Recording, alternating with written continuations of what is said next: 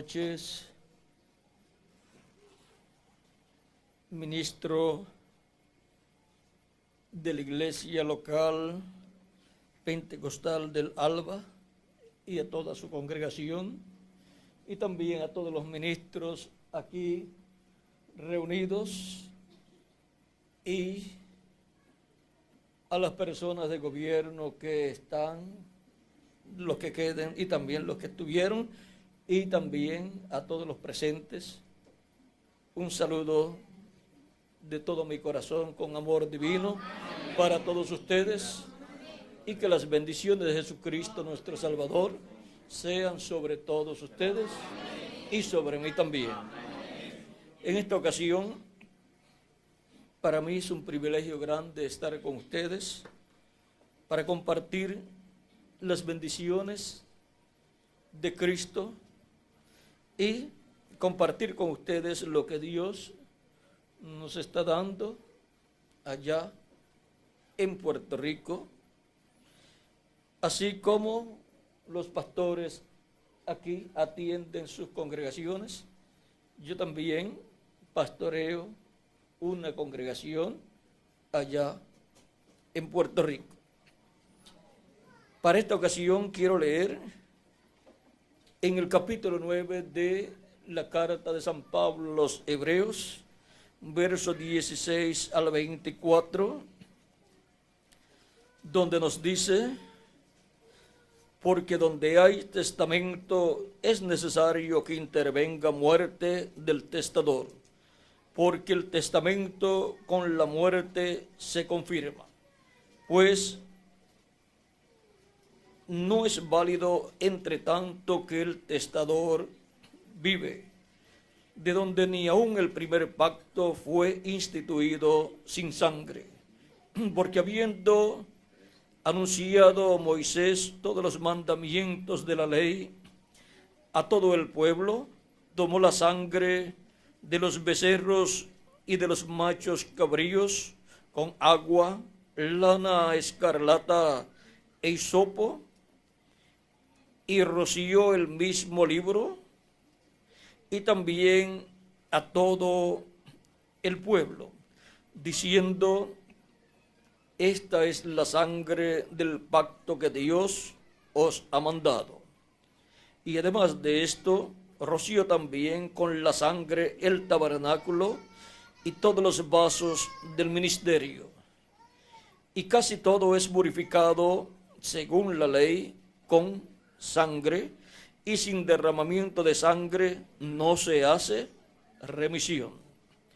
Fue pues necesario que las figuras de las cosas celestiales fuesen purificadas así, pero las cosas celestiales mismas con mejores sacrificios que estos.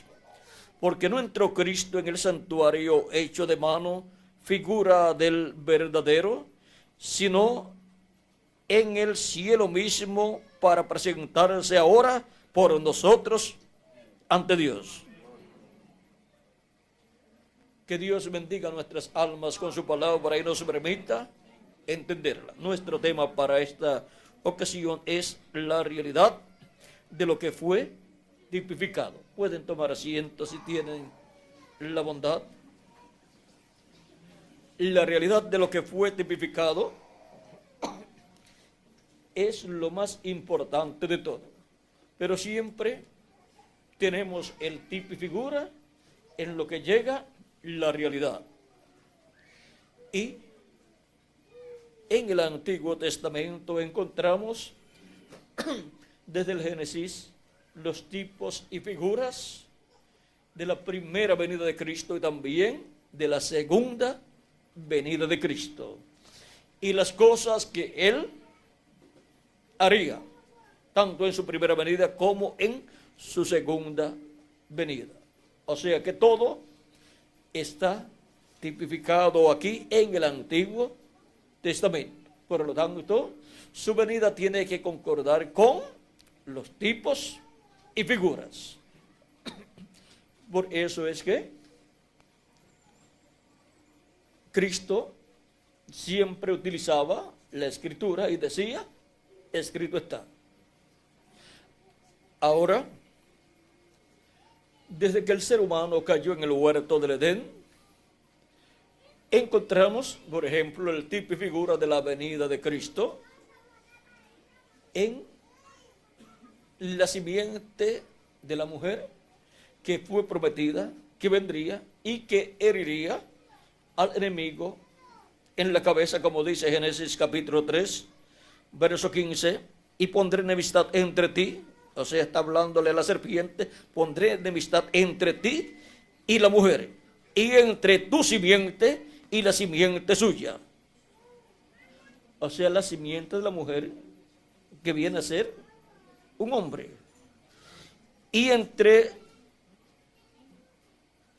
tu simiente y la simiente suya. Esta te herirá en la cabeza y tú le herirás en el calcañar.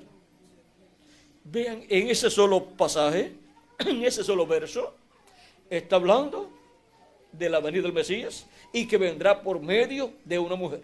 Luego, a través del profeta Isaías, dio más luz y dijo que sería una virgen. La virgen concebirá y dará a luz un hijo y se llamará su nombre Emmanuel.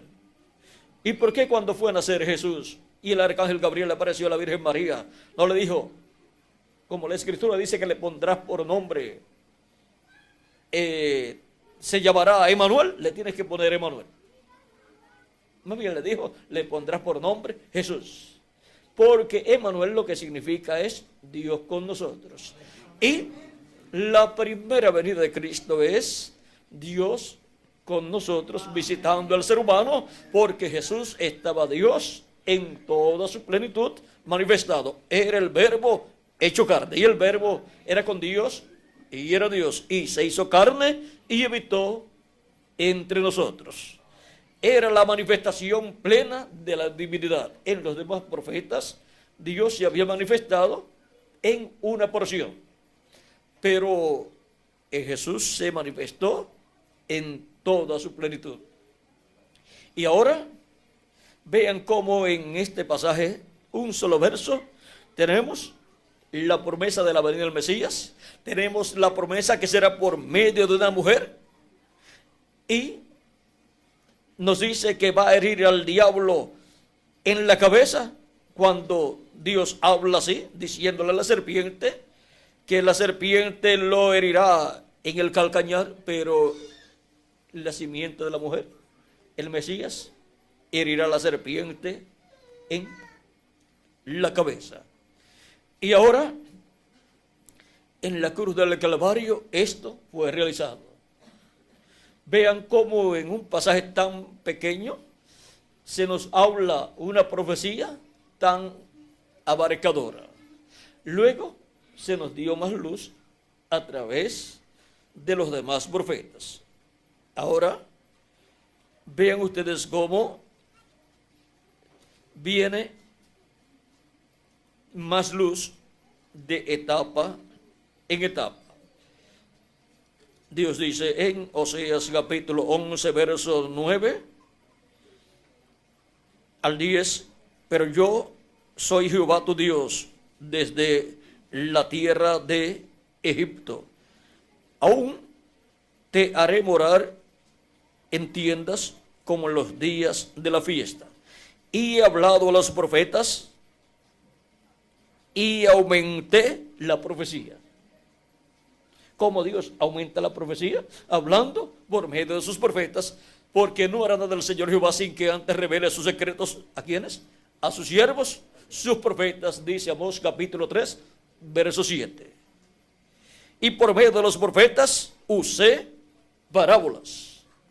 Y las parábolas son el simbolismo de cosas que Dios hará. Por eso los profetas del Antiguo Testamento usaron parábolas, y el mismo Jesús usó parábolas y dice que declaró cosas ocultas desde la fundación del mundo. Las declaró por medio de parábolas.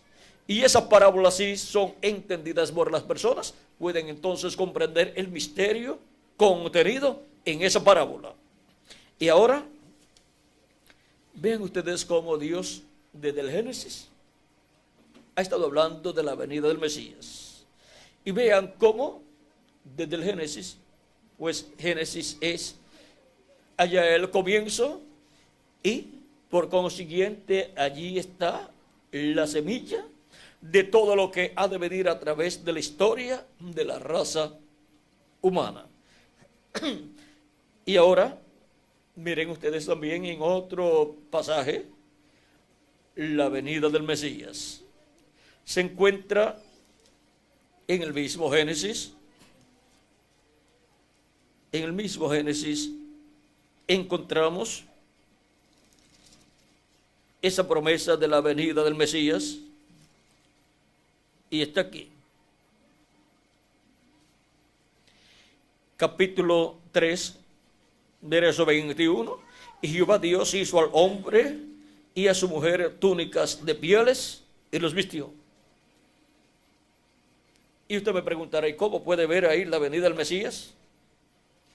Para que Dios pueda darle pieles a Adán y Eva, pues tiene que morir el animalito de esas pieles, porque Dios no va a dejar ese animalito sin pieles.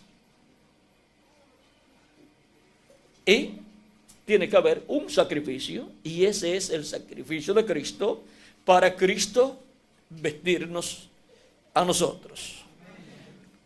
Ahora podemos ver aquí el sacrificio de Cristo en la cruz del Calvario. También, esto es en animales, vean cómo está reflejada la venida de Cristo. Les mostré también la venida de Cristo como el Hijo, como una persona, como el hijo de una mujer. Y luego por Isaías capítulo 7, verso 14, vimos que era una mujer virgen, una joven virgen. Y luego, cuando nos habla el profeta Miqueas en el capítulo 5, verso 2, nos muestra que tiene que ser de Belén, de Judea.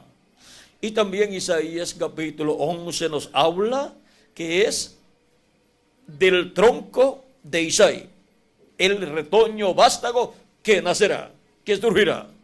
Y ahora vean ustedes cómo de etapa en etapa Dios va dando más luz, o sea, va aumentando la profecía. Como el día, cuando comienza a salir en la mañana, comienza una claridad por el este, y los madrugadores, no todo el mundo sabe eso, los madrugadores dicen, ya está rayando el día, ya está amaneciendo. ¿Qué significa eso? Un nuevo día está naciendo. Y usted mira y ve algunas cosas, pero otras cosas no las ve. ¿Por qué? Porque todavía se encuentra el día en su primera etapa. Va rayando el alba y va gradualmente aumentando su luz a medida que el sol va subiendo. Y es así la venida del Señor para el pueblo hebreo. Así está prometida para el pueblo hebreo en Oseas capítulo 6. Vamos a ver en Oseas capítulo 6 esa promesa que el pueblo hebreo está esperando ver cumplida muy pronto. Verso 1 en adelante dice, venid y volvamos a Jehová, porque Él arrebató y nos curará, hirió y nos vendará. Todo este tiempo de 2000 años aproximadamente, en el cual ha estado sufriendo el pueblo hebreo, es el cumplimiento de esta profecía en una forma más amplia, en adición a lo que ya sufrió antes de Cristo. Nos dará vida después de 2 días. En el tercer día nos resucitará y viviremos delante de Él. Y ahora, ¿cuál es el tercer día? No es un día literal, porque un día delante del Señor es como 1000 años para los seres humanos, y 1000 años de los seres humanos como un día delante del Señor. En Segunda de Pedro capítulo 3 verso 8 dice, porque un día delante del Señor es como 1000 años y 1000 años como un día. Y Pedro dice que es algo que no podemos ignorar. Vamos a leerlo para que ustedes vean cómo Pedro ahí acentúa que no puede ser esto ignorado. Segunda de Pedro capítulo 13, verso 8 dice: mas, oh amados, no ignoréis esto. Es algo que no se puede ignorar, porque de otra forma la persona estaría perdida sin saber qué son los días postreros y cuál es el día postrero. Que para con el Señor un día es como 1000 años y 1000 años como un día. ¿De dónde Pedro sacó esta revelación? El profeta Moisés lo dijo en el Salmo 90, verso 4. Y Moisés escribió algún salmo, búsquelo y verá que dice que ese salmo es de Moisés. Ahora, las palabras que habló San Pablo en su carta a los Hebreos en el capítulo 1 toman ahora sentido para nosotros cuando Pablo dice, el apóstol: Dios, habiendo hablado muchas veces y de muchas maneras en otro tiempo los padres por los profetas. ¿Ven que concuerda en que es por medio de los profetas que Dios ha hablado? En estos postreros días nos ha hablado por el Hijo. ¿Cuándo dice que ha hablado por el Hijo? En estos postreros días, dice San Pablo, viviendo 2000 años atrás. ¿Estaría correcto San Pablo en decir que aquellos eran los días postreros? ¿A quien constituyó heredero de todo y por quien asimismo hizo el universo? En el libro de los Hechos, también San Pedro nos dice que aquellos eran los días postreros. No solamente lo dice Pablo. Dice en el libro de los Hechos, capítulo 2, el día de Pentecostés, cuando muchas personas pensaban que esas 120 personas estaban locas o borrachas, llenos de bosto, Pedro se pone en pie con los 11 y dice qué es lo que está pasando allí. Y lo muestra por medio de la Escritura. Dice: entonces Pedro, poniéndose en pie con los 11, alzó la voz y les habló diciendo: varones judíos y todos los que habitáis en Jerusalén, esto os sea notorio y oíd mis palabras, porque estos no están ebrios como vosotros suponéis, puesto que es la hora tercera del día, o sea, de 8 a 9 de la mañana. Mas esto es lo dicho por el profeta Joel. Ahora les va a mostrar qué fue lo que dijo el profeta Joel, lo cual se estaba cumpliendo en medio de ellos. Y en los postreros días, dice Dios, derramaré de mi espíritu sobre toda carne, y vuestros hijos y vuestras hijas profetizarán. ¿Para cuándo Dios prometió derramar de su espíritu sobre toda carne? Para los postreros días. Sobre toda carne que recibe a Cristo como su Salvador y lava sus pecados en la sangre de Cristo. La promesa es que será lleno del Espíritu Santo, que Dios derramará de su Espíritu Santo.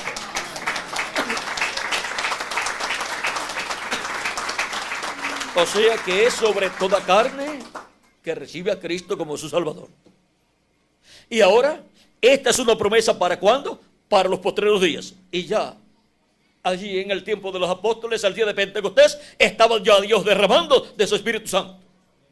¿Por qué? Porque ya habían comenzado los días postreros delante de Dios, que para los seres humanos son los milenios postreros, que son quinto milenio, sexto milenio y séptimo milenio. Ven que no hay ninguna contradicción en la Escritura. Ven que no hay ninguna contradicción en lo que Pablo y Pedro dicen, que aquellos eran los días postreros.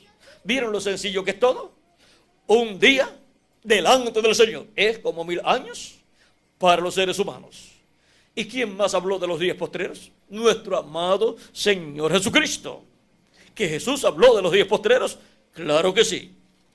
En San Juan capítulo 6, verso 39 al 40, Cristo dijo: y esta es la voluntad del Padre, el que me envió, que de todo lo que me diere no pierda yo nada, sino que lo resucite en el día postrero. Y esta es la voluntad del que me ha enviado, que todo aquel que vea al Hijo y cree en Él, tenga vida eterna. Y yo le resucitaré, ¿cuándo? En el día postrero. Y si continuamos leyendo ese capítulo 6 de San Juan, encontraremos 2 versos más que dice: y yo le resucitaré en el día postrero. Y ahora, ¿cuál es el día postrero? siendo que los días postreros delante de Dios para los seres humanos son los milenios postreros. Y cuando Cristo estaba aquí en la tierra en su ministerio, ya se estaba viviendo en los días postreros. ¿Por qué? Porque cuando Jesús tenía de 4 a 7 años de edad, comenzó el quinto milenio, que es el primero de los milenios postreros, y que delante de Dios es el primero de los días postreros.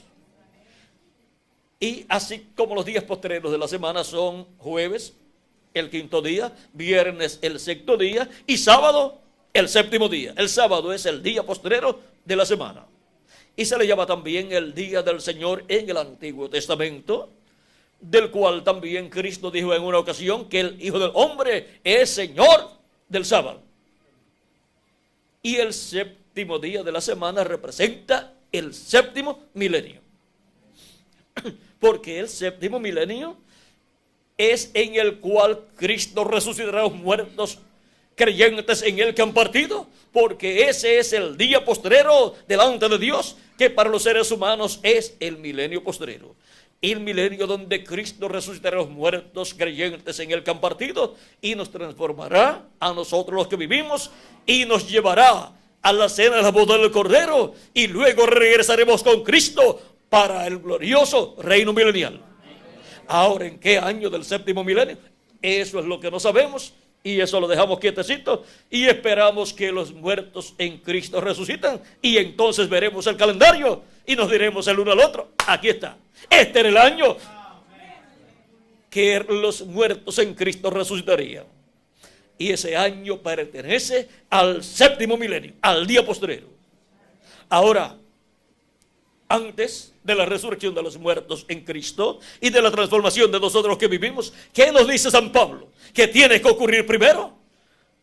Vamos a ver lo que dice San Pablo, porque esto es muy importante, porque nosotros tenemos una meta y Cristo tiene una meta con nosotros. Luego de recibir a Cristo como nuestro Salvador, lavar nuestros pecados en la sangre de Cristo y recibir su Espíritu Santo y así recibir el nuevo nacimiento y así estar como parte del cuerpo místico de Cristo, así nacer en el cuerpo místico de Cristo y ser ciudadanos celestiales, porque esa es la forma en que venimos a ser ciudadanos celestiales, así como usted vino a ser un ciudadano argentino, los que son ciudadanos argentinos por nacimiento. O sea, nació en la Argentina y es un ciudadano de la Argentina. Hay otra forma también y es por medio de lograr la ciudadanía, pero ya esos son otros trámites. Pero por naturaleza, forma natural, naciendo en ese país. Al nacer en esta tierra, pues somos ciudadanos terrenales. Pero al nacer de nuevo, somos ciudadanos celestiales. Y por eso San Pablo dice que nuestra ciudadanía es ¿dónde? Es celestial, de arriba, de la Nueva Jerusalén. Y allí están nuestros nombres escritos en el libro de la vida del Cordero desde antes de la fundación del mundo.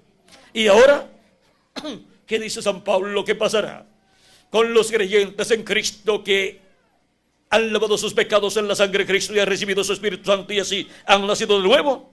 Capítulo 1 de Corintios, capítulo 15, verso 49 en adelante dice: y así como hemos traído la imagen del terrenal, traeremos también la imagen del celestial, o sea, del segundo Adán, que es Jesucristo.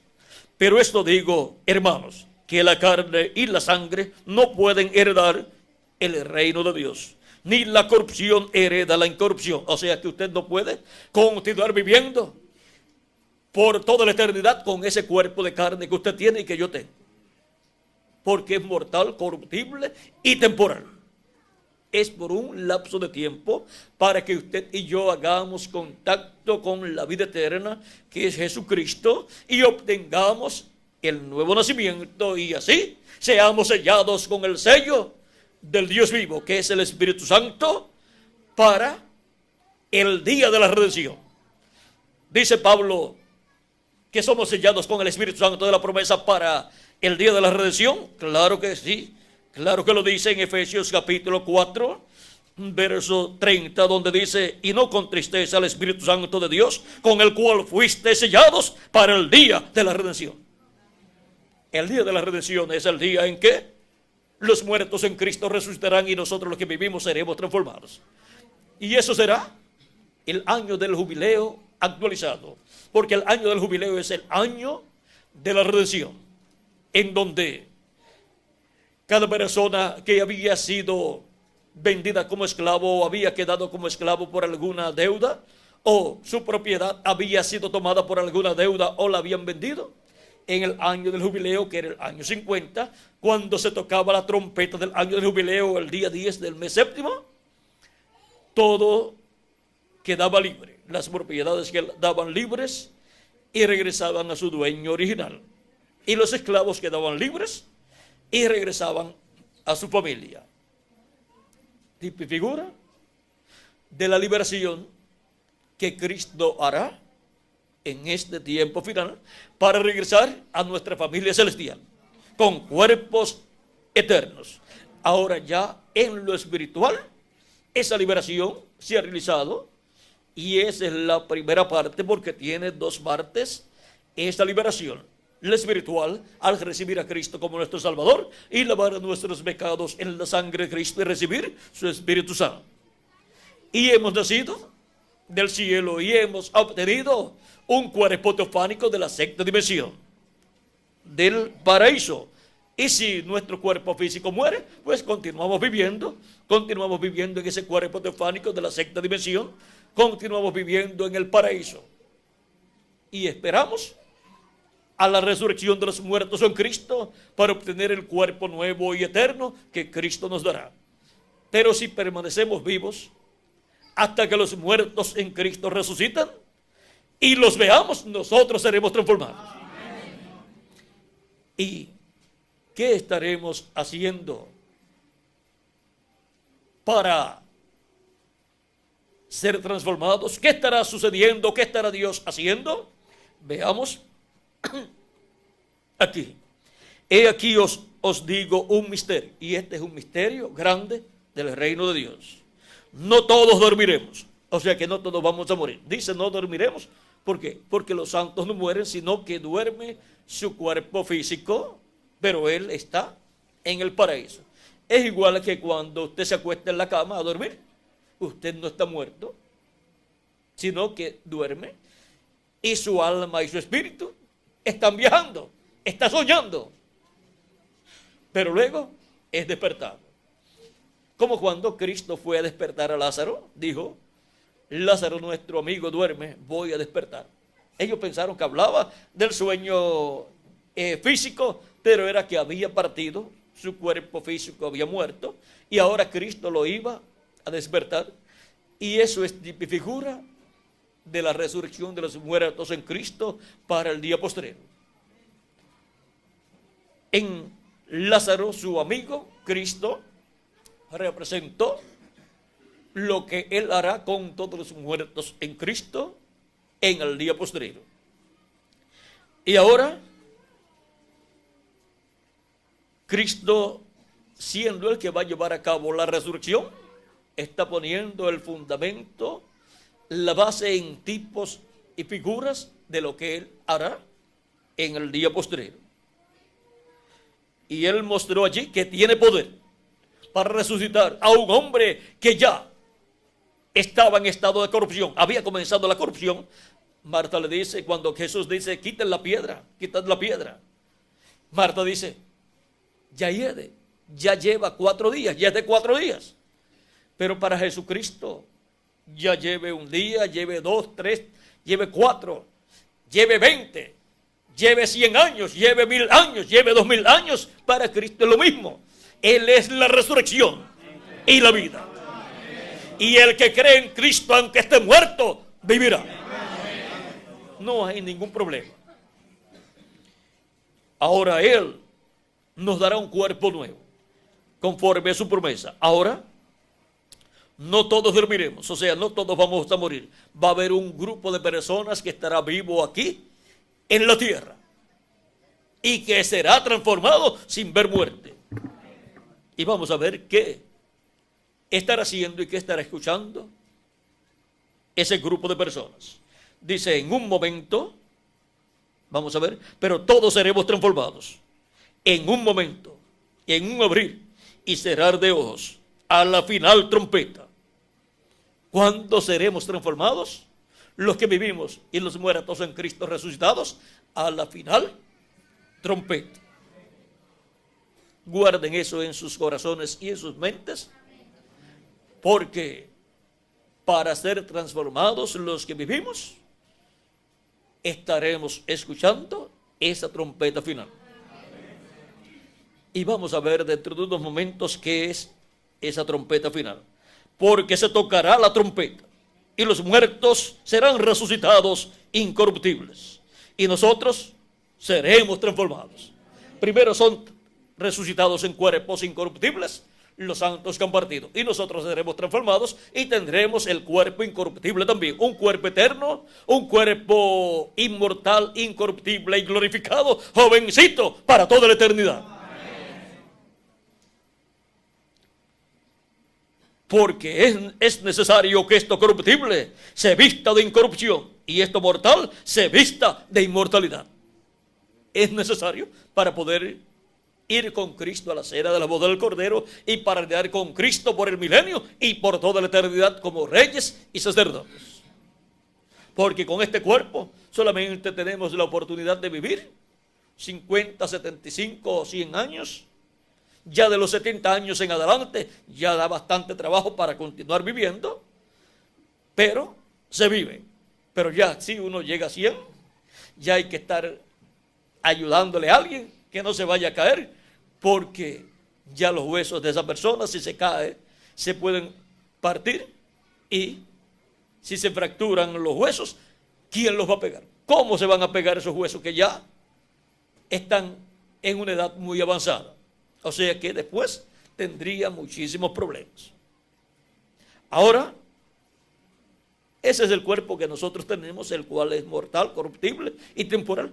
Y tenemos que cuidarlo para que nos dure lo más posible y para que nos dure en la mejor condición posible. Hay algunos que se quejan de problemas en su cuerpo y algunas veces no han tratado muy bien su cuerpo y después se quejan, pues está cosechando lo que sembró. Cuide su cuerpo, porque vivir en ese cuerpo que usted tiene es un privilegio que Dios le ha dado, para que tenga la oportunidad de hacer contacto con la vida eterna y pueda vivir por toda la eternidad en un nuevo cuerpo que Él nos dará. ¿Y por qué nos ha dado este, que es para un tiempo nada más, y después nos dará el nuevo, el que es eterno? Esa es la forma correcta. Porque el que es fiel en lo poco, será fiel en lo mucho. Y el que no es fiel en lo poco, no será fiel en lo mucho. Y si nos diera el cuerpo eterno primero, los que son fieles en lo poco, pues serían fieles en ese cuerpo eterno. Pero los que son infieles, que no sirven a Cristo en lo poco, en el cuerpo mortal, corruptible y temporal, tampoco servirían a Cristo en el cuerpo eterno y vivirían por toda la eternidad. ¿Y para qué Cristo quiere una persona viviendo por toda la eternidad que no le sirve? Es un estorbo en el reino de Dios, en el glorioso reino milenial y en la eternidad. Y más bien serían enemigos de Cristo. Ahora, vean ustedes el privilegio que tenemos al vivir en este cuerpo primero. Lo temporal es primero y lo eterno después. Si lo eterno fuera primero, pues después lo temporal, ¿para qué venir? No podría venir lo temporal. Ahora, nosotros estamos pasando por este planeta Tierra en estos cuerpos mortales como el pueblo hebreo. Al salir de Egipto, al ser libertado, pasó por el desierto por 40 años. Para Dios probarlos y les hizo sentir hambre y les hizo tener necesidades y tuvieron problemas. Para Dios probarlos y saber lo que había en el corazón de cada uno de ellos y si habían de servir a Dios o no habían de servir a Dios en la tierra prometida. Eso está en Deuteronomio capítulo 8, verso 1 al 8. Y Dios ahí muestra que no solamente de pan vivir el hombre, sino de toda palabra que sale de la boca de Dios.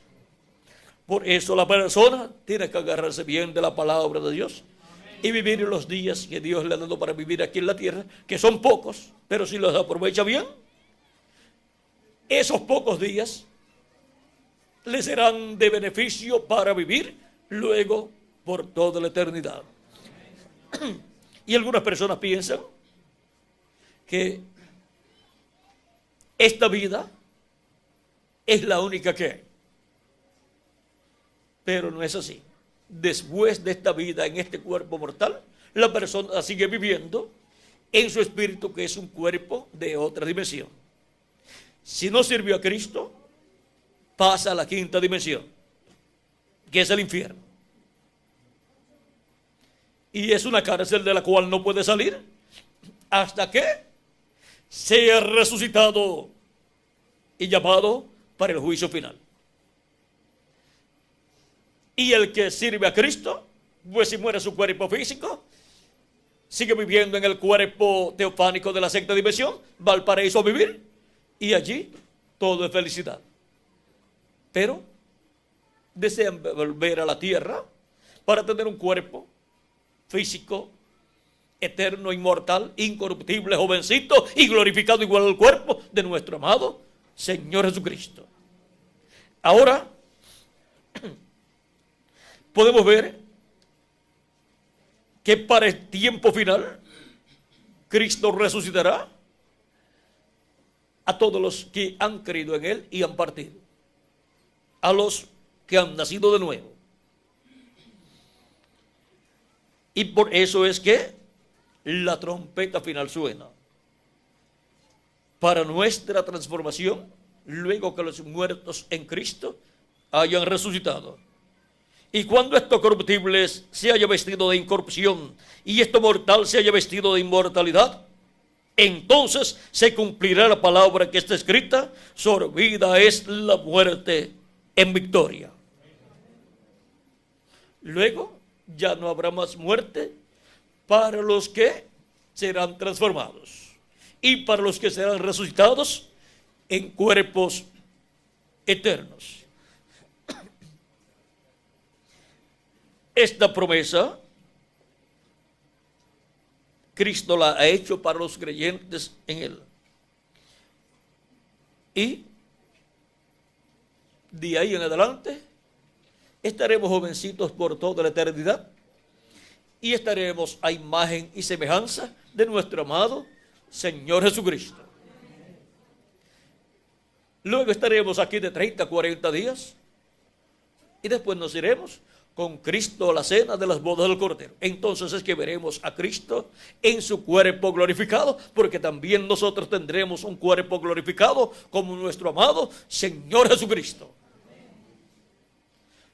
Y así como Cristo estuvo después de resucitado 40 días aquí en la tierra, nosotros estaremos con los santos que resucitarán de 30 a 40 días aquí. Después nos iremos a la cena de las bodas del Cordero. Durante esos 30 o 40 días habrá una manifestación en toda su plenitud de parte de Dios en su iglesia. Pero ya los escogidos, los elegidos, los que han nacido de nuevo, ya habrán recibido su transformación. Ahora, la trompeta final. Recuerden que primero suena la trompeta final y luego los muertos en Cristo resucitarán y luego nosotros los que vivimos seremos transformados. También San Pablo en Primera de Tesalonicenses capítulo 4 verso 13 al 17 nos habló de ese misterio de la gran voz de trompeta o trompeta de Dios. También nos habló de la aclamación, que es esa voz. Vamos a ver, por lo cual os decimos esto en palabra del Señor, que nosotros que vivimos, que habremos quedado hasta la venida del Señor, no precederemos a los que durmieron, porque el Señor mismo, con voz de mando, con voz de arcángel, con voz de mando, con voz de arcángel y con trompeta de Dios, descenderá del cielo, y los muertos en Cristo resucitarán primero. Luego nosotros, los que vivimos, los que hayamos quedado, seremos arrebatados juntamente con ellos en las nubes para recibir al Señor en el aire, y así estaremos siempre con el Señor. Por tanto, alentaos los unos a los otros con estas palabras. Y ahora, ¿qué es la trompeta final o gran voz de trompeta? Apocalipsis capítulo 1, verso 10 al 11. Veamos lo que es esta trompeta. Yo estaba en el Espíritu en el día del Señor. Ya hemos visto que el día del Señor, que es el día postrero, es el séptimo milenio. Yo estaba en el Espíritu en el día del Señor, y oí detrás de mí una gran voz como de trompeta, que decía: yo soy el Alfa y el Omega, el primero y el último. ¿Quién es el Alfa y Omega? ¿Quién es el primero y el último? Nuestro amado Salvador Jesucristo. Es la voz de Jesucristo en el día postrero, hablándole a su iglesia. Es la gran voz de trompeta con la cual son llamados y juntados todos los escogidos de Dios. De San Mateo capítulo 24 y verso 31, donde Cristo dijo: y enviará a sus ángeles con gran voz de trompeta, y juntarán a sus escogidos. Y sus escogidos son los miembros de su cuerpo místico de creyentes, que estarán vivos en el día postrero. Luego en Apocalipsis capítulo 4 verso 1 dice: después de esto miré, y aquí una puerta abierta en el cielo, y la primera voz que oí como de trompeta, aquí tenemos la trompeta de nuevo, como de trompeta, dijo, como de trompeta hablando conmigo, dijo: sube acá, y yo te mostraré las cosas que sucederán después de estas. Esta voz de trompeta, que es la voz de Cristo, promete darnos a conocer las cosas que han de suceder después de las que ya han sucedido en las diferentes etapas o edades de la iglesia. Después de las que ya han sucedido en el quinto milenio y sexto milenio, ahora las que han de suceder en el séptimo milenio, Él las dará a conocer a su iglesia. Y ahora, ¿cómo dará a conocer a su iglesia estas cosas? Ya que es la voz de Cristo, la gran voz de trompeta, la trompeta final, dándonos a conocer todas estas cosas. En Apocalipsis 22, verso 6 dice: y me dijo: estas palabras son fieles y verdaderas, y el Señor, el Dios de los espíritus de los profetas, ha enviado su ángel para mostrar a sus siervos las cosas que deben suceder pronto. Para mostrar estas cosas que deben suceder pronto, que Él ha prometido darlas a conocer a su iglesia, envía a su ángel mensajero.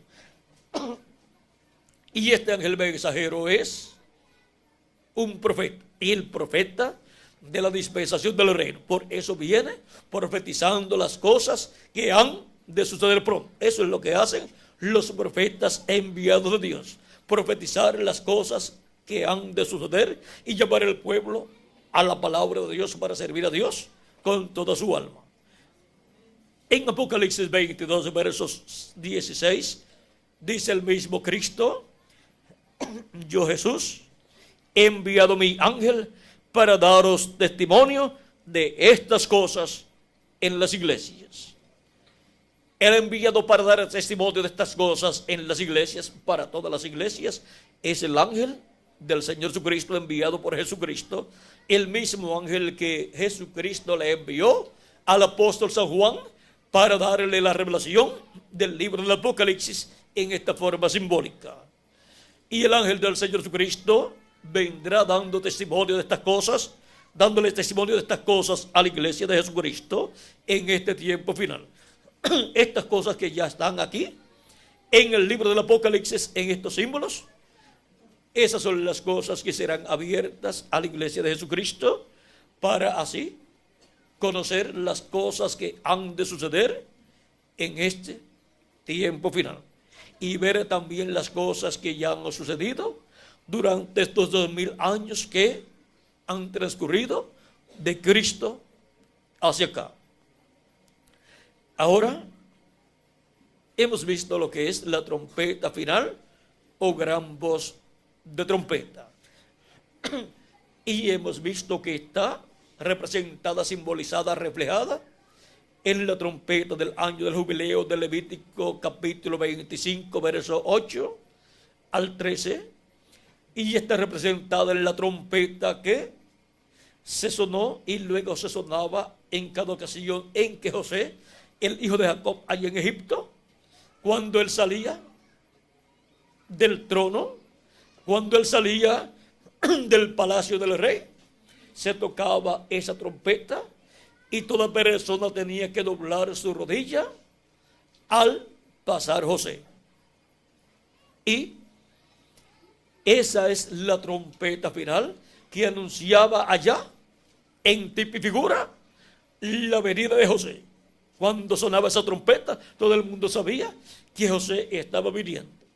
Y toda persona tenía que dejar de hacer lo que estaba haciendo para inclinar su rodilla delante de José.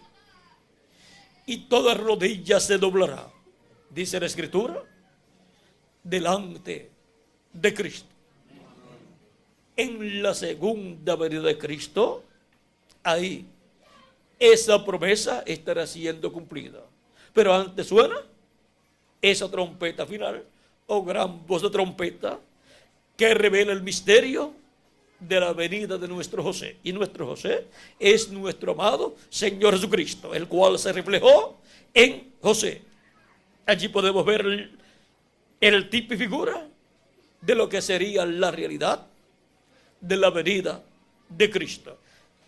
En José se reflejó la primera venida y la segunda venida de Cristo. José siendo aborrecido por sus hermanos y vendido, echado primero a una cisterna.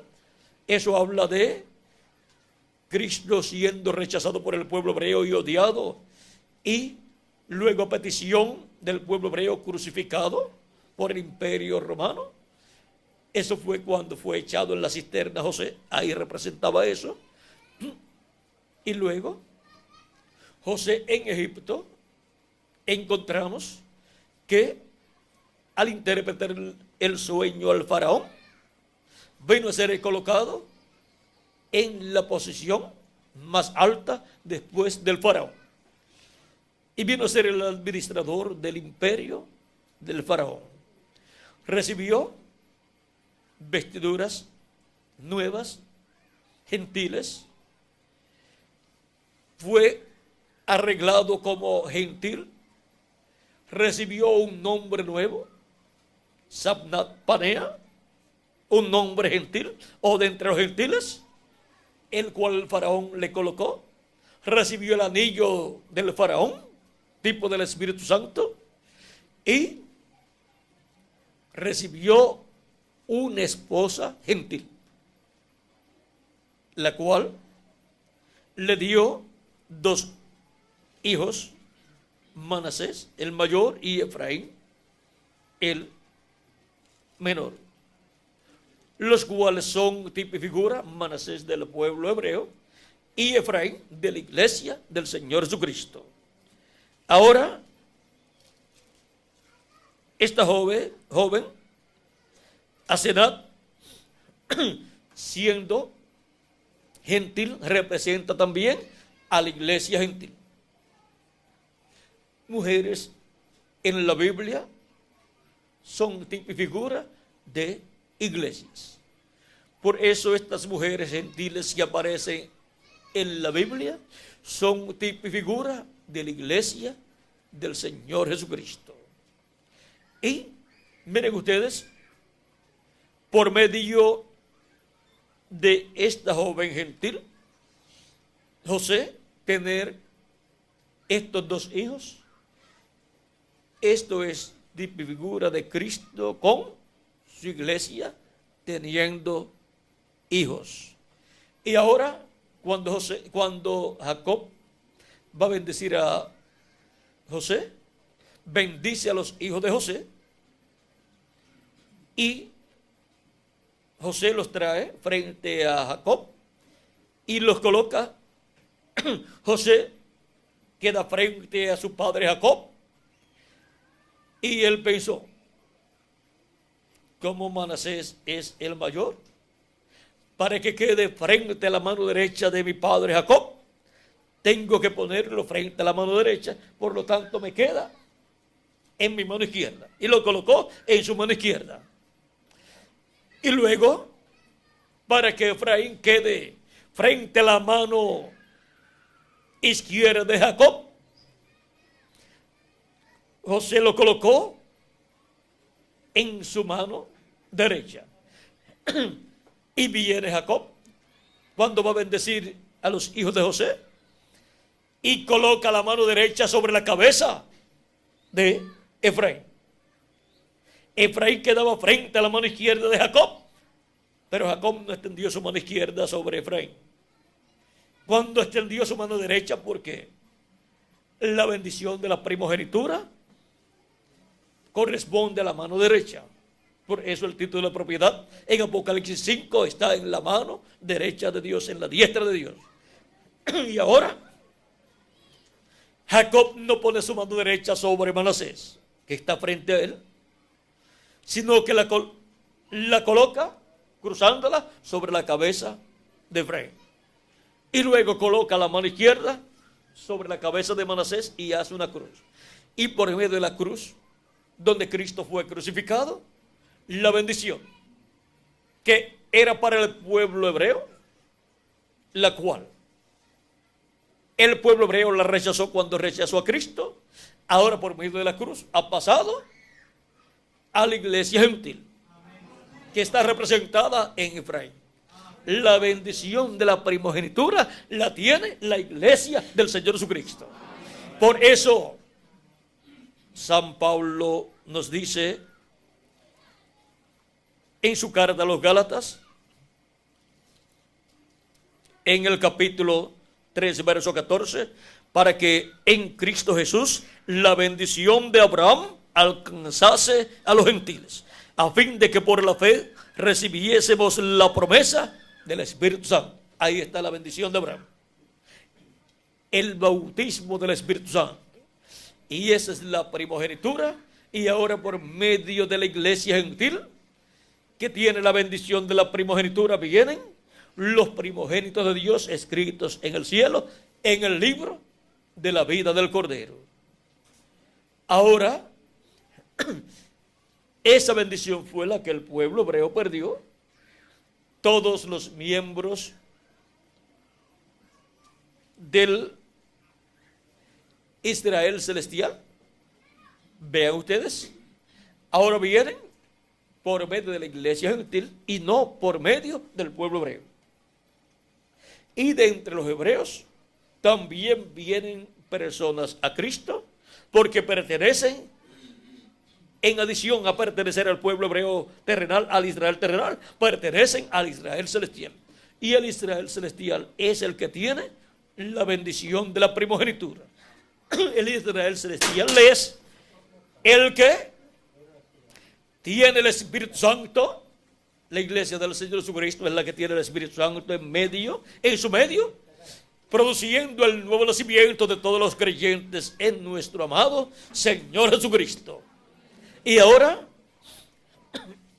se cumple lo que está en Oseas, lo cual San Pablo cita. Y ahora, donde Dios había dicho la no amada, ahora por medio de la no amada, que son los gentiles, ahora Dios trae hijos e hijas de Dios. Vean, en Romanos capítulo 9, verso 25 al 26 dice, como también en Oseas dice, llamaré pueblo mío al que no era mi pueblo, y a la no amada, amada. Y en el lugar donde se les dijo, vosotros no sois pueblo mío, allí serán llamados hijos del Dios viviente. Y ahora los hijos del Dios viviente, vean dónde están naciendo. Entre los gentiles, en medio de la iglesia, gentiles, en medio de la iglesia del Señor Jesucristo. Y ese es un misterio grande, pero vean lo sencillo que es. Ahora, las almas de todos los hijos e hijas de Dios, que vienen del cielo, vienen de la dimensión de Dios, ahora son manifestados en medio de la iglesia de Jesucristo por medio del nuevo nacimiento y son sellados con el Espíritu Santo. Y comienza así esa obra de redención, comienza así esa nueva creación que es lo que tiene valor, según nos dice San Pablo en Efesios capítulo 6, verso 15, donde dice, porque en Cristo Jesús ni la circuncisión vale nada, ni la incircuncisión, sino una nueva creación. Y es una nueva creación lo que nuestro amado Señor Jesucristo está realizando. Porque la antigua creación que comenzó con Adán cayó y entró la muerte a esa antigua creación. Pero ahora Cristo es el segundo Adán. Y por medio del segundo Adán, todos somos vivificados. Entramos a vida eterna y así una nueva creación se está llevando a cabo. Por eso cuando la persona cree en Cristo como nuestro Salvador y lava sus pecados en su sangre, recibe su Espíritu Santo, recibe un cuerpo celestial, un cuerpo teofánico de la sexta dimensión, igual al cuerpo teofánico de Jesucristo. Y en el día postrero, Cristo resucitará a los muertos en Cristo que han dormido y nos transformará a nosotros y nos dará el cuerpo físico. Y así tendremos el cuerpo físico eterno, inmortal, incorruptible y glorificado igual al cuerpo de Jesús y también al cuerpo teofánico de la sexta dimensión. Y así seremos plenamente a imagen. Esa es la teofanía, cuerpo teofánico, cuerpo angelical del paraíso de la sexta dimensión, igual al cuerpo de los ángeles. Eso es la semejanza y esa es la imagen. Y a su semejanza la forma física de Jesús, ese cuerpo que Él tiene, ese cuerpo glorificado, así seremos todos nosotros. Ahora ven la bendición tan grande que Cristo tiene para usted y para mí. Y ven cómo todo ha sido reflejado, tipificado en el Antiguo Testamento. Y ahora por medio del sacrificio de Cristo entramos a su programa de redención. Porque sin derramamiento de sangre no se hace remisión. Ninguna persona puede quitarse sus pecados. Solamente la sangre de Jesucristo nos limpia de todo pecado. No busque otra cosa, porque no la hay.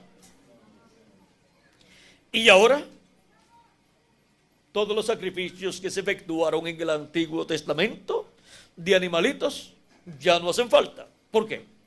Eran animalitos y sacrificios y sangre que no era perfecto. Era algo que era tipo y figura de lo que vendría más adelante, de algo perfecto que vendría más adelante.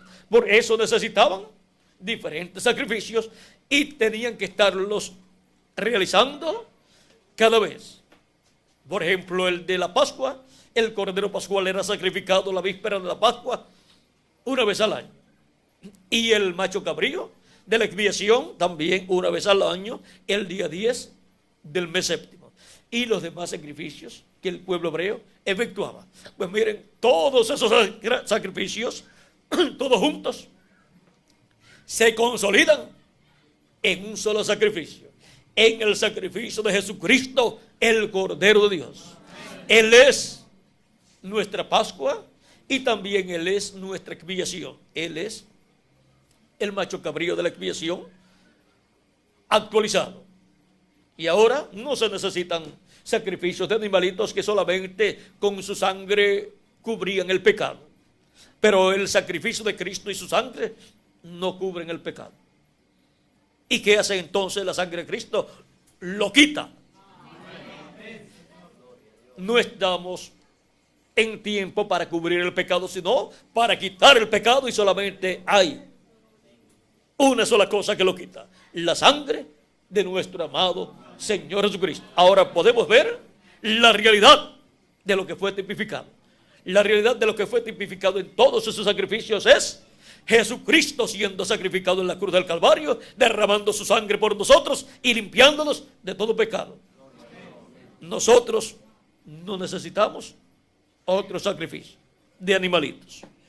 El pueblo hebreo no necesita otros sacrificios, pero el pueblo hebreo ha rechazado hasta el momento el sacrificio de la expiación, y por eso ha tenido tantos problemas, y Hitler por poco extermina al pueblo hebreo. Es que el juicio divino ha estado cayendo sobre el pueblo hebreo. ¿Por qué? Porque sus pecados han estado siendo vistos por Dios, porque no están cubiertos con la sangre de la expiación de Cristo. Y ellos tampoco tienen los sacrificios ya, pues no tienen templo donde efectuar esos sacrificios. Pero ya tampoco Dios los acepta. Él solamente acepta un sacrificio y una sangre. Acepte solamente la sangre del sacrificio del Cordero de Dios, de Jesucristo. Y eso es para cada uno de ustedes y para mí también, para todo ser humano. Sin ese sacrificio y sin esa sangre, la persona está siendo vista por Dios con sus pecados, y el juicio divino cae sobre la persona.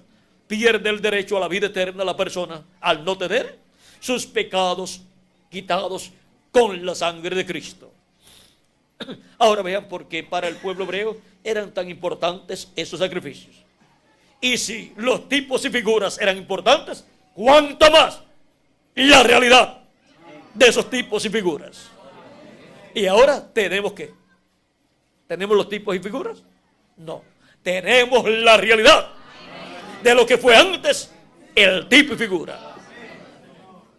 Y ahora sí podemos ver a través de toda la Escritura todos los tipos y figuras en los cuales se reflejó la primera venida de Cristo y su obra de redención en la cruz del Calvario. Y también tenemos los tipos y figuras de la segunda venida de Cristo y su obra de reclamo para este tiempo final, para nuestra transformación, para nosotros que vivimos, y para la resurrección de los muertos en Cristo. Tenemos también el tipo y figura de la trompeta final, o gran voz de trompeta, que es la voz de Cristo, dándonos su mensaje final.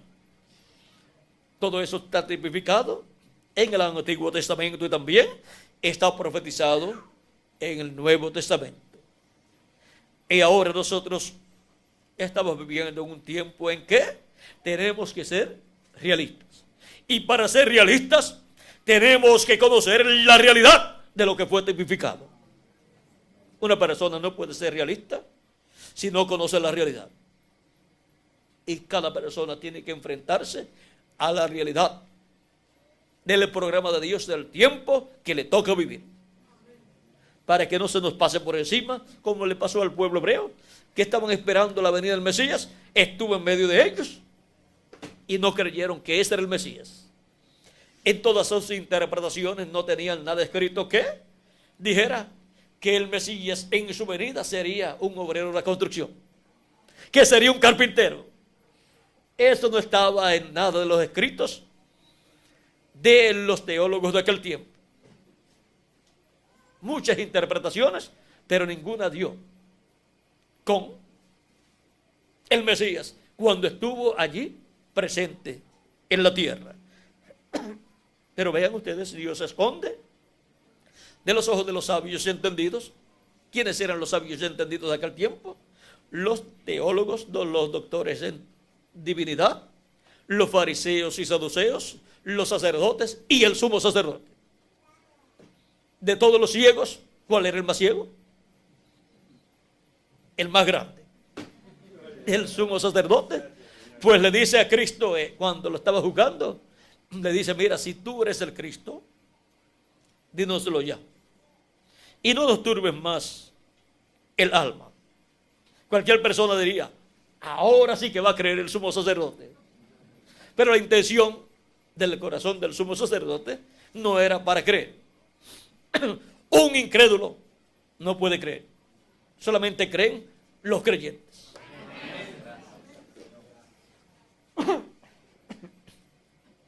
Miren la pregunta aquí.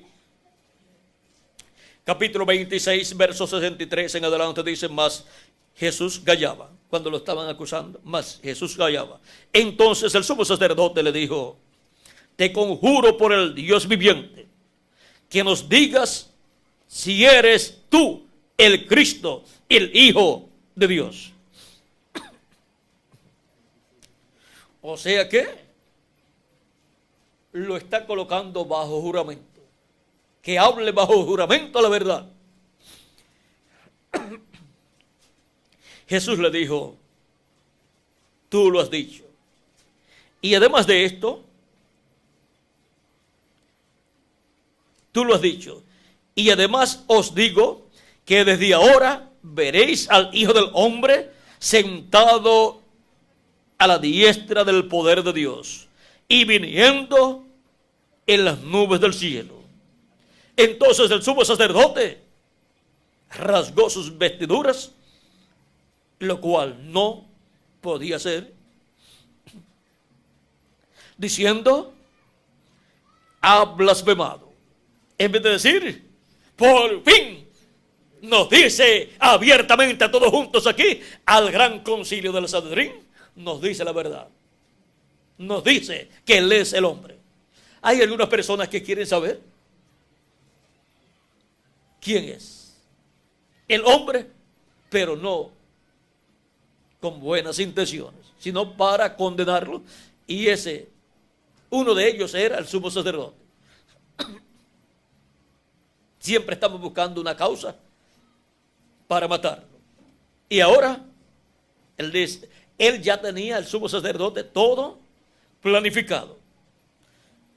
Miren, eso lo muestra el capítulo 11 del Evangelio según San Juan, verso 47 en adelante, donde dice: entonces los principales sacerdotes y los fariseos reunieron el concilio, o sea, el concilio del Sanedrín, y dijeron: ¿qué haremos? Pues porque este hombre hace muchas señales. Si le dejamos así, todos creerán en él. Estaban celosos. En vez de unirse a Cristo, se pusieron en contra. Y vendrán los romanos y destruirán nuestro lugar santo y nuestra nación. Y lo que ellos temían, después le vino. No porque dejaron a Cristo, sino porque lo rechazaron. Por cuando no conocieron el tiempo de su visitación, les vino la destrucción de Jerusalén y del templo. San Lucas capítulo 19, verso 42 en adelante.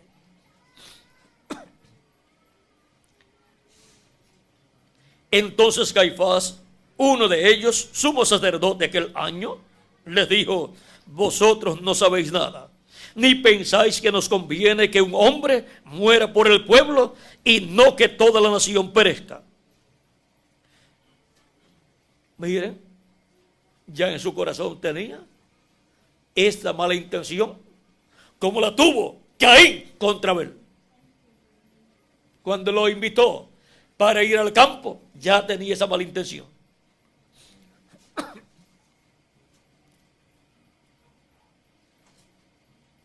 Y no solamente por la nación, sino que también para congregar en uno a los hijos de Dios que estaban dispersos. Ahora miren, Cristo muere no solamente por la nación hebrea. Con la muerte de Cristo viene la redención para la nación hebrea, pero muere también por todos los hijos e hijas de Dios, los primogénitos de Dios escritos en el cielo, para congregarlos en uno.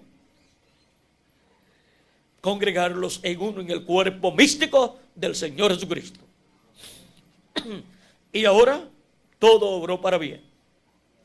Todo obró para bien para nosotros. Y aunque el pueblo hebreo ha sufrido mucho, al final vendrá una bendición grande para el pueblo hebreo. Cuando haya entrado la plenitud de los gentiles, cuando haya entrado hasta el último de los escogidos del cuerpo místico de Cristo, o sea, de la iglesia de Jesucristo. Entonces, todo Israel será salvo, como está escrito, y vendrá de Sión el libertador, que quitará de Jacob la impiedad. Dice San Pablo en Romanos capítulo 11, verso 25 al 29.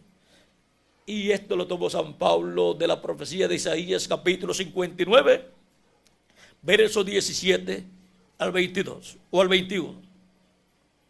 Ahora, vean cómo todo está aquí en la Biblia. Todo está profetizado en tipos y figuras, en símbolos, en parábolas y así por el estilo. Solamente lo que necesitamos es que Dios nos abra las escrituras y nos muestre la realidad de lo que ha sido tipificado, y entonces nuestros ojos verán y nuestro corazón y nuestra mente entenderá. Y para que podamos obtener el conocimiento de todas estas cosas que deben suceder pronto en este tiempo final, en el día posterior, en el séptimo milenio, las cuales ya están aquí en la Escritura, profetizadas en el Antiguo Testamento y en el Nuevo Testamento y en el libro del Apocalipsis. Jesús dice: yo, Jesús, he enviado mi ángel para daros testimonio de estas cosas en las iglesias.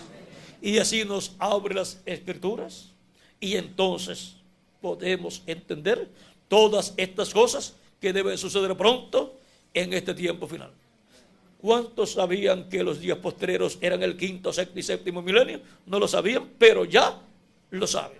¿Cuántos sabían que el día postrero era el séptimo milenio?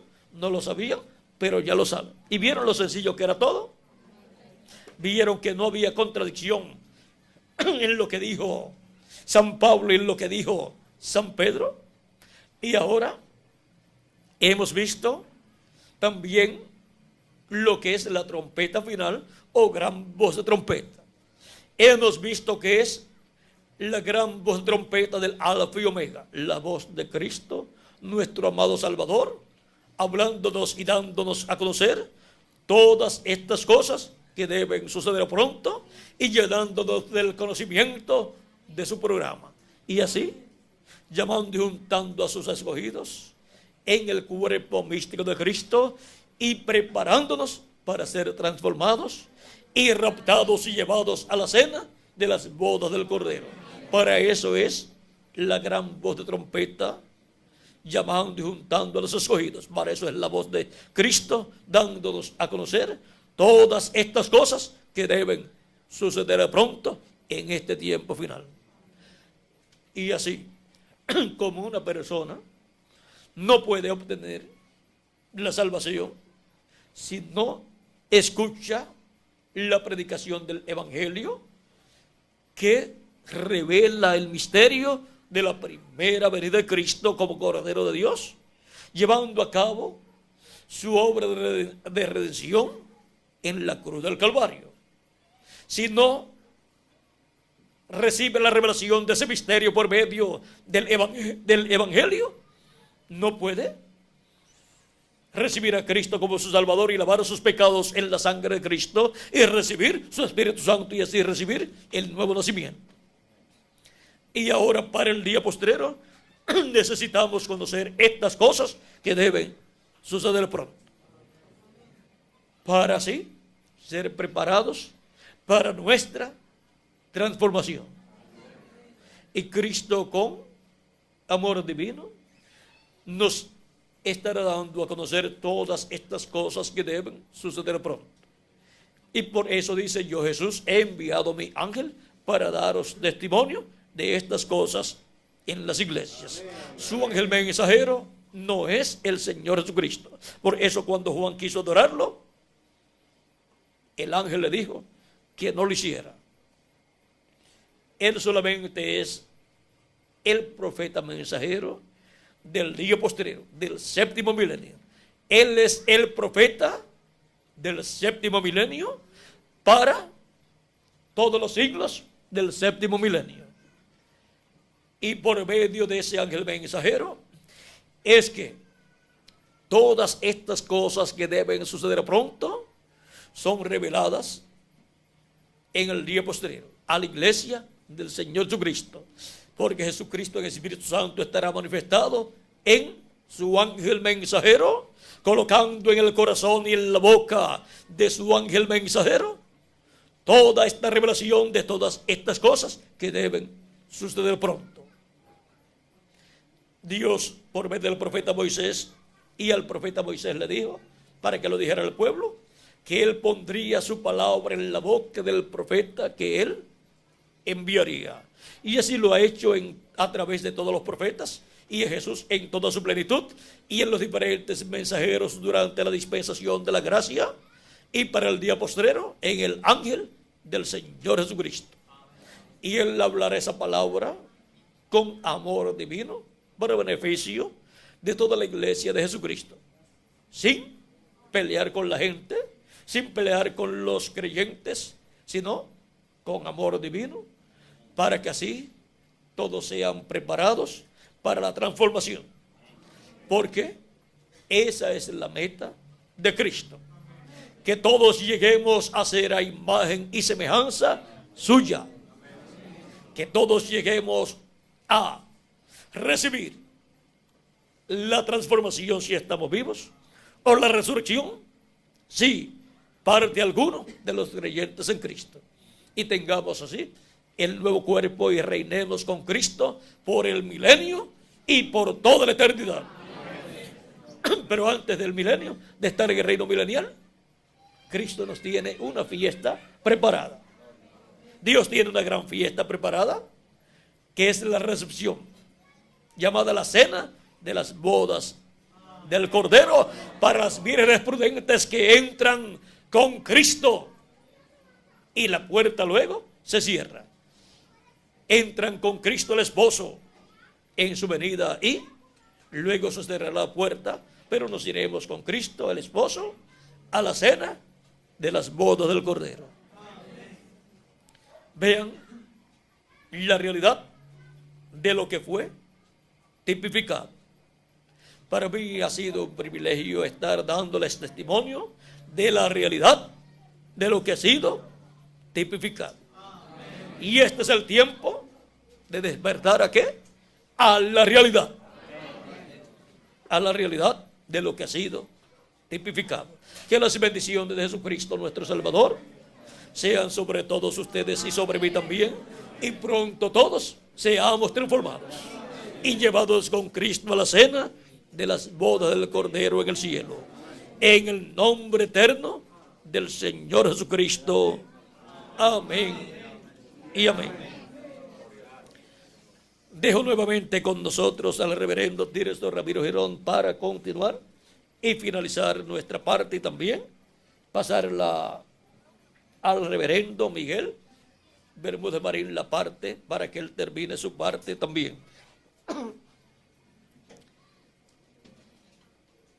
Agradezco mucho vuestra atención, vuestra presencia también, y vuestro amor del corazón vuestro hacia mí, pues yo les respondo también con amor divino desde lo profundo de mi corazón, y les he dado testimonio de la realidad de lo que fue tipificado. Y lo he hecho con amor divino para todos ustedes. Y ahora Recuerden que es muy importante lo que le dijo Cristo a Nicodemo. ¿Qué fue lo que le dijo Cristo a Nicodemo? Que era necesario nacer de nuevo para entrar al reino de los cielos o reino de Dios. Amén.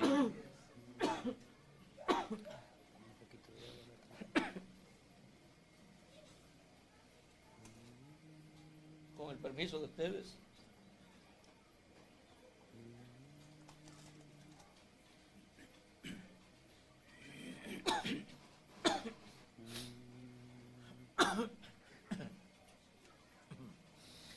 Un hombre llegóse de noche a Jesús, buscando la senda de vida y de luz. Y Cristo le dice, si a Dios quieres ver, tendrás que renacer, tendrás que renacer, tendrás que renacer. De cierto te digo a ti, tendrás que renacer. De noche a Jesús, buscando la senda de vida y de luz. Y Cristo le dice, si a Dios quieres ver, tendrás que renacer, tendrás que renacer, tendrás que renacer. De cierto te digo a ti, tendrás que renacer. Amén. Y eso es un requisito. Amén. Y Él es el que opera Gracias. ese nuevo nacimiento Amén. en los que creen en Él. Amén. Y luego seguimos a Cristo al creer en Él todos los días de nuestra vida, Sí, Señor. y por el milenio y por toda la eternidad seguiremos a nuestro amado Sí, Señor Señor. Jesucristo. Amén.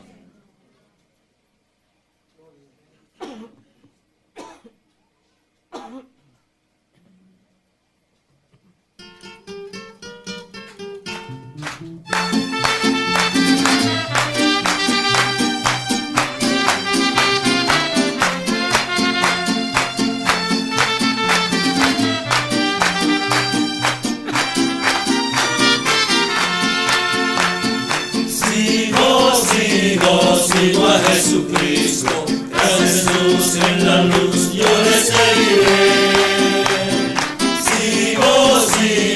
Sigo a Jesucristo, donde quiera que Él me guíe seguiré. Sigo a Jesucristo, tras Jesús en la luz yo le seguiré. Sigo a Jesucristo, donde quiera que Él me guíe seguiré.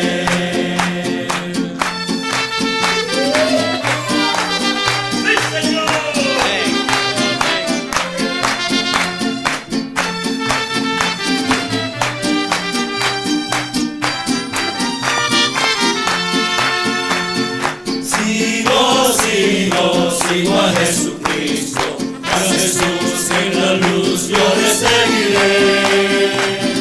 Sigo a Jesucristo, donde quiera que Él me guíe seguiré.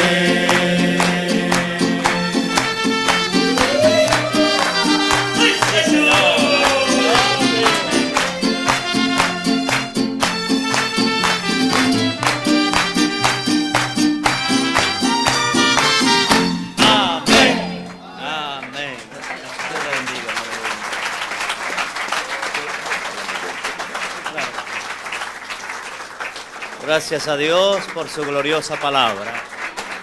Con nosotros nuestro amado hermano Miguel